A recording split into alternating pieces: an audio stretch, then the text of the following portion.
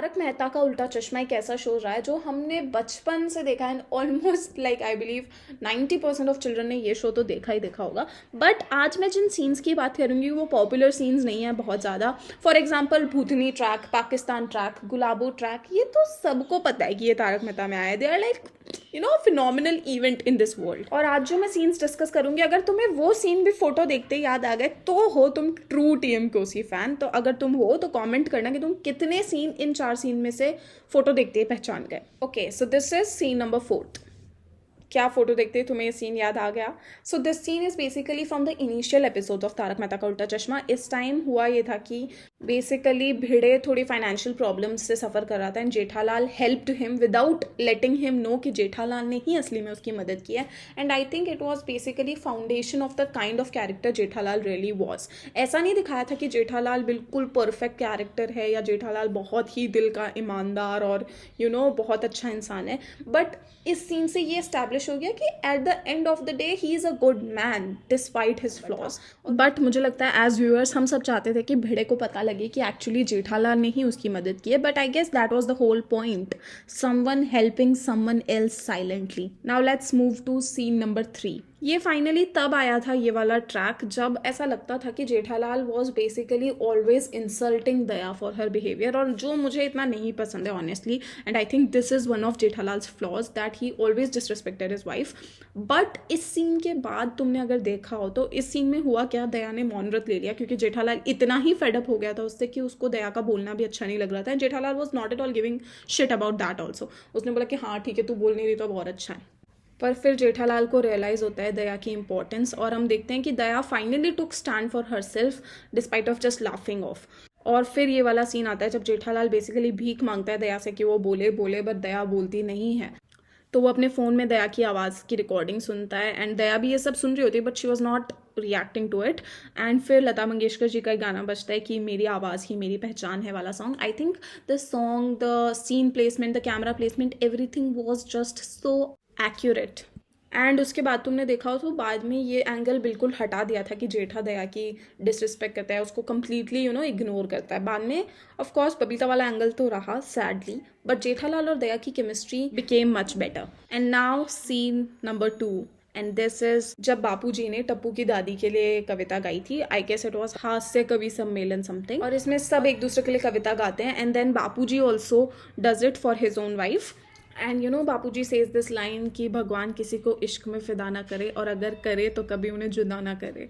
I mean this scene was just too beautiful and Amit Bhatt being Amit Bhatt has delivered an excellent performance. And now comes scene number 1. Are you able to guess it?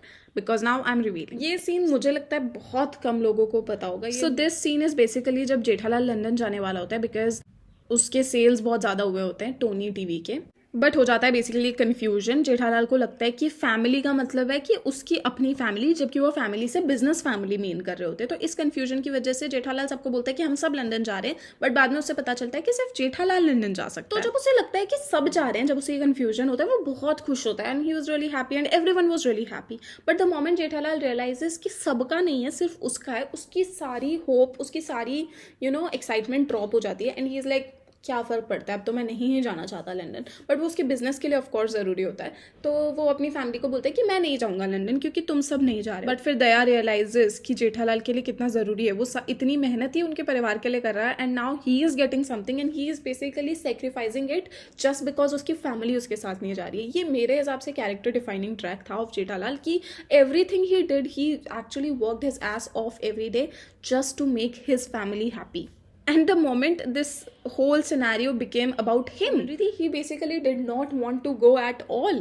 But फिर वो सब कहते हैं कि नहीं तू London जाएगा, तो फिर जेठालाल बोलता है कि ठीक है मैं जाऊँगा। बट वो इतना खुश तब नहीं दिखाते उसे। और फिर जब जिस दिन वो जाने वाला होता है, उस रात का ये वाला सीन है जब वो बापूजी से कहता है कि आप अपना ख्याल रखना and something like that. And Bapuji says कि मुझे बहुत गर्व है तुझ पे और तूने ये सब अपनी मेहनत से कमाया and something like that. And Jethalal basically feels appreciated for the first time, क्योंकि इससे पहले हमें जेठालाल का character just as a punching bag ही दिखाया गया था इससे पहले के एपिसोड्स में, कि वो टप्पू से परेशान रहता है, बापूजी से परेशान रहता है, नट्टू काका से परेशान रहता है, दया से परेशान रहता है, और उसको हिलेरियसली दिखाया था तो हमें तो फनी लगता था. बट अगर हम सोचें जेठालाल के कैरेक्टर के पर्सपेक्टिव से, so he was always basically like a punching bag. लेकिन for the first time he was getting something for his own. और जब बापूजी से कहते हैं कि I am really proud of you, Jethalal feels it, and Jethalal basically feels just so grateful for this love, and you can see it in Dilip Joshi's eyes. I think like no one could have ever played Jethalal better than Dilip Joshi sir, ये तो हम सभी जानते हैं. और मतलब it's just so beautiful how a small kid, a man, a woman, a girl, a boy, everyone relates to Jethalal because Jethalal is just so relatable. वो देर से उठता है, खाने का शौकीन है, संडे पे उसको कोई और चिक चिक पसंद नहीं है. Like everything about that character is just so relatable for every age group, and that's why this show is so beautiful. और मुझे लगता है मतलब जो भी तारक मेहता देखते हैं उनका फेवरेट कैरेक्टर डेफिनेटली जेठालाल ही रहा होगा. और जो मैंने आज सीन डिस्कस किए, मुझे पता है वो सीन्स कॉमेडी सीन्स नहीं थे इनमें से एक भी scene, but that is what I wanted to discuss. एक comedy show like Taarak Mehta Ka Ooltah चश्मा was not just a comedy show, and these scenes just made it much more better. And in fact ज़्यादातर जितने भी scenes मैंने discuss किए इनमें कोई बहुत ज़्यादा डायलॉग्स नहीं है, कोई बड़ा मोनोलॉग नहीं है, बट बहुत सटल तरीके से दिखाया है इन सारे सीन्स को, and that is what I liked the most. अब तुम लोग कमेंट्स में बताओ ऐसा कोई अंडररेटेड सीन जो तुम्हें लगता है कि लोग इतना डिस्कस नहीं करते हैं, but that scene is very beautiful and very powerful. Comment में बताना, और अगर तुम ये चारों सीन गेस कर पाए तो वो भी कमेंट में लिखो. Otherwise bye bye and suggest me some video ideas.